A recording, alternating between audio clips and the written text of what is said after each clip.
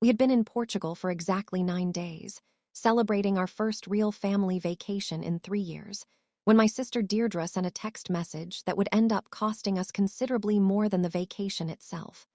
"Hope you're having fun. Did some spring cleaning while you were gone. Sold a bunch of stuff from Tyler's room for a really good price. You'll thank me later. That room needed decluttering badly." I stood in our rented Lisbon apartment, reading that message 3 times before the actual weight of what she'd apparently done began to register. Why we trusted Deirdre with our house. My name is Rachel, and my husband, Mark, and I have one son, Tyler, who was 14 years old that July 2024 when we took our first significant family vacation since before the pandemic had disrupted so many of our earlier travel plans. Deirdre, my younger sister by 3 years, had agreed to house sit and watch our 2 cats during our 12-day trip, an arrangement we'd used successfully on several previous occasions across the years. Given her flexible schedule as a freelance graphic designer and her general reliability regarding the practical logistics of managing our house and pets during our absence. I want to explain the specific family dynamic that made this situation particularly painful, beyond the immediate material loss involved.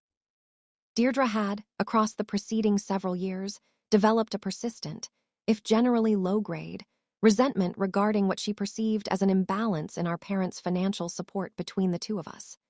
A resentment rooted in genuine, if complicated, family history that I don't want to entirely dismiss, even as it clearly failed to justify what she ultimately did to Tyler's belongings. Our parents had, across the years, provided Mark and me with somewhat more substantial financial support during our early marriage and home purchase than they had offered Deirdre during her own, considerably more financially precarious path as a freelance creative professional. A disparity our parents had explained, at various points, through a combination of genuine financial constraint by the time Deirdre needed similar support, and more uncomfortably, some explicit, if rarely directly stated preference for the more conventional, stable path Mark, and I had pursued relative to Deirdre's less traditional career choices. What was actually in Tyler's room? I need to explain, in some detail, exactly what Tyler's room contained, because the specific nature of what Deirdre sold matters enormously to understanding both the material and emotional weight of what happened during our absence. Tyler had, across several years, built a genuinely significant collection of vintage sports memorabilia, a hobby he'd developed initially through my own father, Tyler's grandfather, who had passed away in 2021, leaving Tyler a substantial portion of his own lifelong baseball card and memorabilia collection, built up across nearly 6 decades of careful, dedicated acquisition. This inherited collection, combined with Tyler's own additions across the following 3 years, represented not simply sentimental value connecting Tyler to his late grandfather, but also, as we would come to understand more fully through the aftermath of this situation, genuine, significant financial value, including several rare vintage cards that a professional appraiser would eventually value, in total, at just over $47,000. Alongside additional signed memorabilia items worth several $1,000s more. Tyler's room also contained, notably, a smaller but deeply sentimental collection of items connected specifically to my father. His old Army dog tags from his early 1970s military service, a handwritten letter my father had given Tyler shortly before his death, and several photographs my father had specifically selected and framed for Tyler's room during a visit just months before his passing. What Deirdre actually did. I want to walk through, as clearly as I was eventually able to reconstruct it, exactly what happened during our 12-day absence, based on Deirdre's own eventual explanations combined with documentation we later obtained. Deirdre, according to her own account, had decided, roughly 4 days into our trip, that Tyler's room, which she described as cluttered and overflowing with what looked like a bunch of old junk, would benefit from what she characterized as helpful, well-intentioned decluttering, a decision she made entirely on her own initiative, without any communication with Mark or me during our trip. She contacted a local estate sale company, arranging for them to conduct what amounted to a significant liquidation of the majority of items in Tyler's room, including his entire baseball card and memorabilia collection, my father's army dog tags, and several other personal items she apparently judged, based on her own casual assessment, to be disposable clutter rather than items of genuine sentimental or financial significance. The estate sale company, working under Deirdre's direction and lacking any specific knowledge of the collection's actual value or significance, priced and sold the entire contents at what amounted to a small fraction of their genuine worth. The total proceeds from the sale, according to the estate company's own records, came to approximately $1,200, a devastating fraction of the collection's actual, documented value once we eventually had it properly appraised. The return home.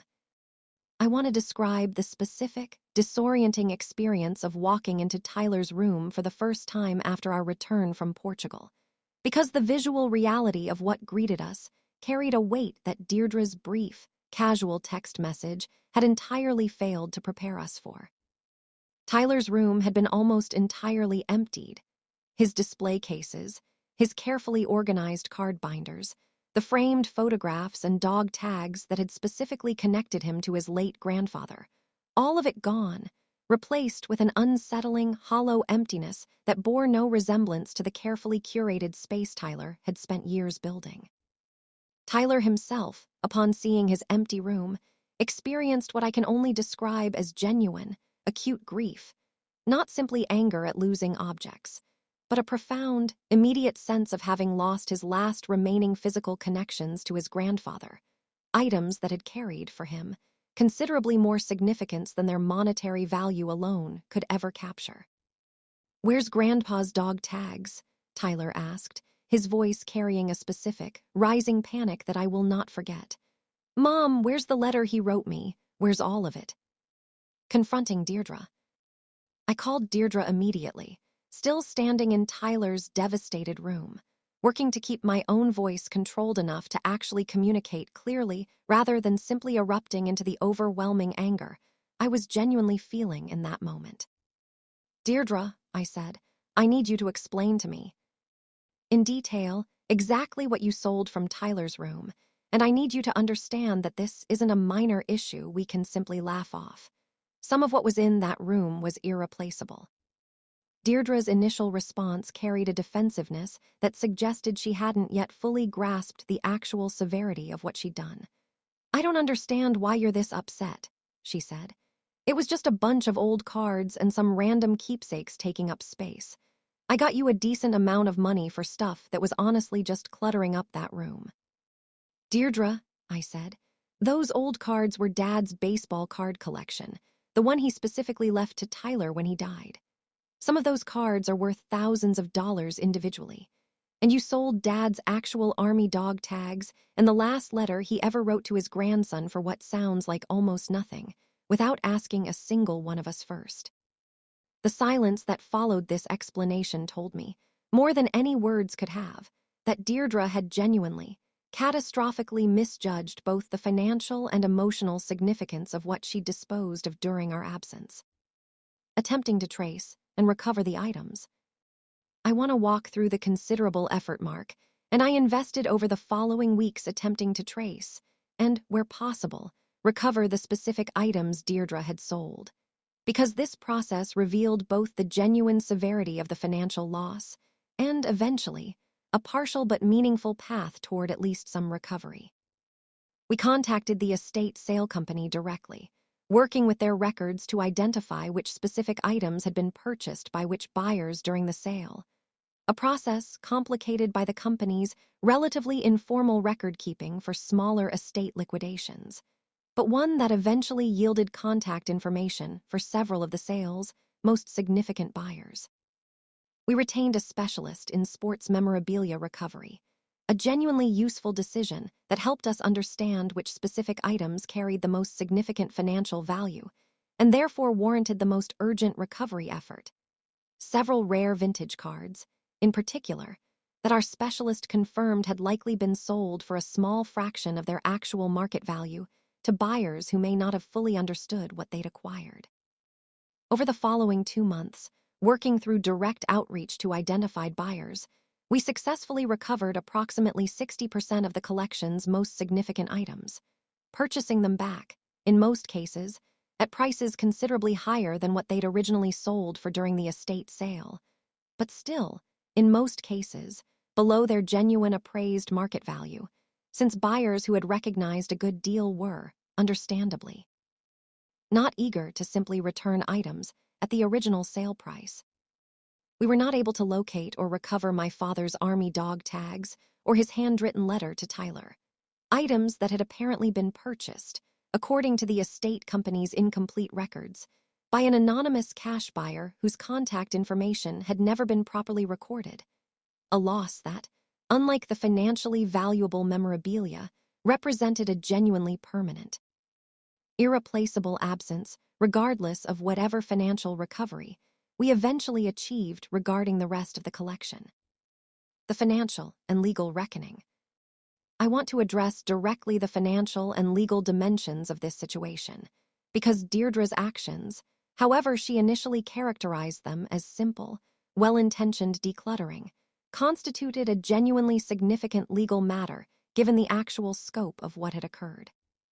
We consulted with an attorney who confirmed that Deirdre's actions, disposing of substantial personal property belonging to us, and specifically to Tyler as the collection's actual legal owner following our father's estate distribution, without authorization during a period when she held only limited house-sitting responsibility rather than any formal authority over our possessions, constituted a genuine civil matter, potentially rising to conversion or even theft, depending on how we chose to pursue the situation legally.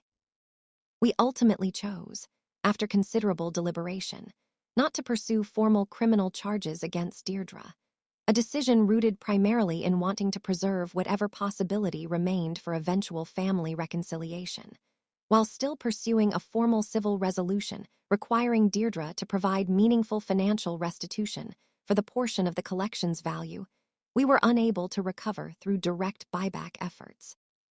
This civil resolution, formalized through our attorney working directly with Deirdre, required her to provide $18,000 in financial restitution, a figure reflecting both the difference between what we'd paid to recover items through buyback and their actual appraised value, along with additional compensation acknowledging the genuinely irreplaceable loss of my father's dog tags and letter, which no financial figure could ever fully address, but which our attorney felt warranted some additional acknowledgement nonetheless. Tyler's own processing. I want to spend some time on Tyler's own experience processing this loss, because his perspective, as the person most directly and personally affected by what happened, matters considerably to the fuller shape of this story. Tyler struggled genuinely, in the months following our return from Portugal, with the specific loss of his grandfather's dog tags and letter items that had carried, for him, a significance considerably beyond their monetary value, representing his most direct physical connection to a grandfather he had genuinely loved and continued to grieve. We connected Tyler with a therapist specifically to help him process this compounded grief, not simply losing physical objects, but experiencing that loss as a kind of secondary, unexpected grief regarding his grandfather, arriving unexpectedly 3 years after his actual death, reopened by his aunt's careless decision during a family vacation. Tyler also, notably, made a specific, deliberate choice regarding the recovered portion of his collection. Rather than simply reassembling it exactly as it had existed before, he worked with us to create a new, formally documented collection with proper insurance, coverage, and secure display cases. A practical, protective measure that also became, in its own way, part of his broader emotional processing of the entire experience, Deirdre's own reckoning. I want to include Deirdre's own perspective and process here, because her eventual, genuine reckoning with what she'd done, while it doesn't undo the actual loss involved, matters for understanding the fuller arc of this family's difficult year.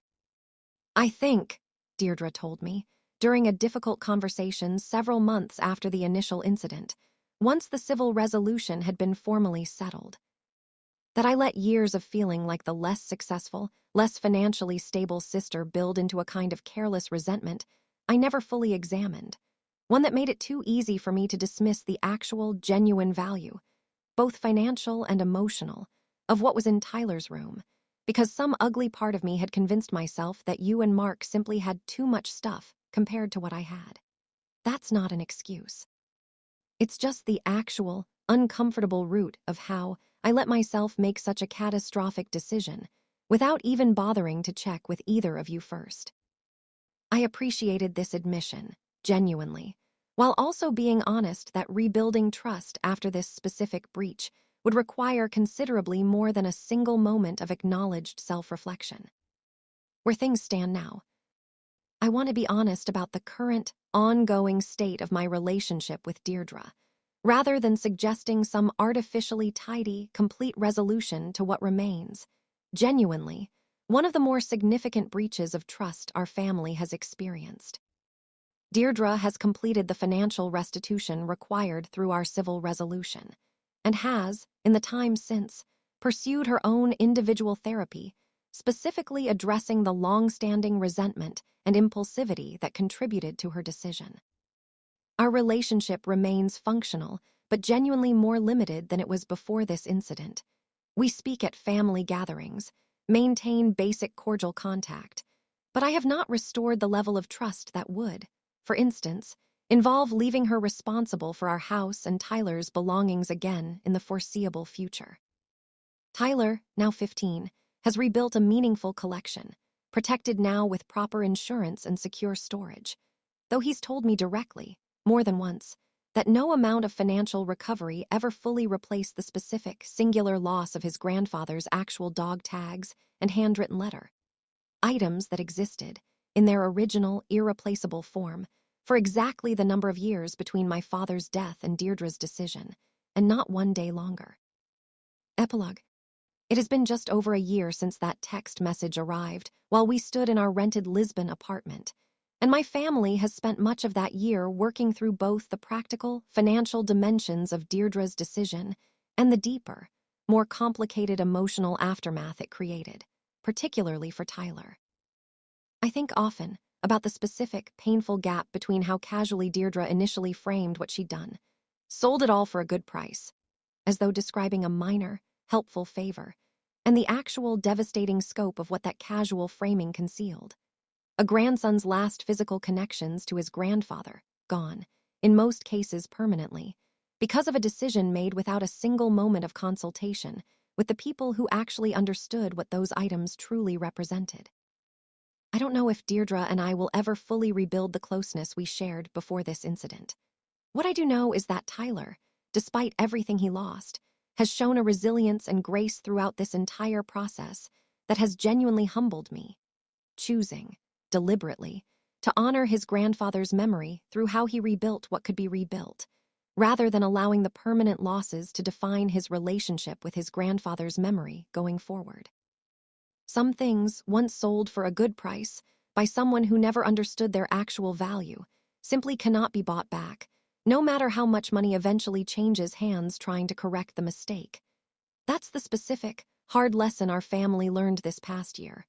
One I hope, genuinely, no one reading this story ever has to learn quite as painfully as we did. At the end,